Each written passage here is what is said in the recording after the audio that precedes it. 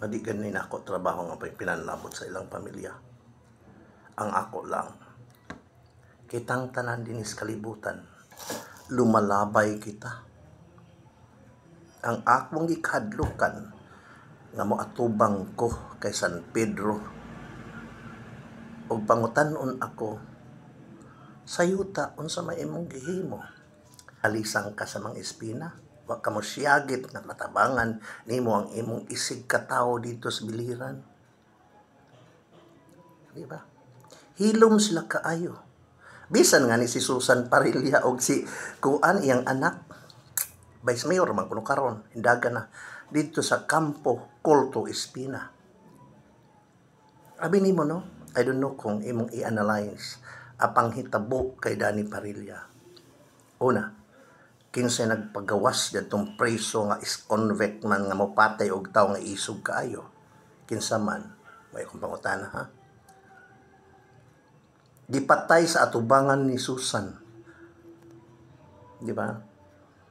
Pangalawa, shout si Dr. Espina. We are not killer. We are not born to be a killer.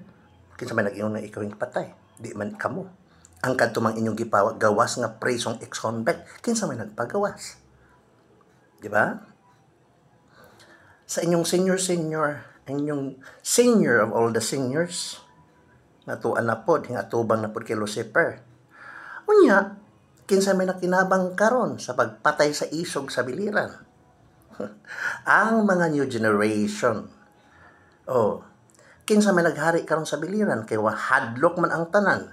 Gipantaguan naman lang nga yag balls. Kay hadlok po maging 8 feet below the ground. Kundi nga ni kamo dawat sa salapi nga ibayad ni Congressman Jerry Boy Espina, ma 8 feet ka man. Muna karon. Kay bisan pa nga ni fetus pa lang may naka-assign na nga kalungsuran sa tibok biliran. Mauna akong kadlukan nga dili ko mo tiyagik. Di ko mo siyagit og first class. Kay maura ni ako maitabang sa inyo. Nga ay nakita panawat ng mga kwarta. Karon was like kontra. Mauni akong kuan. Mauni ang akong gamay nga ikatabang sa inyo. Mag-file kog kaso, kutob ma-disqualify sila. Kinsa may ning file sa inyo, taga Nabal, taga Biliran, nga namuyangyang sa inyo ang kickback left and right. Wa gyud mo lift bisag usa ka finger ninyo para inyong sagupon ang inyong apo, anak sa inyong anak, apo sa inyong apo. Di madugay na ay rebolto si Espina sa tulay.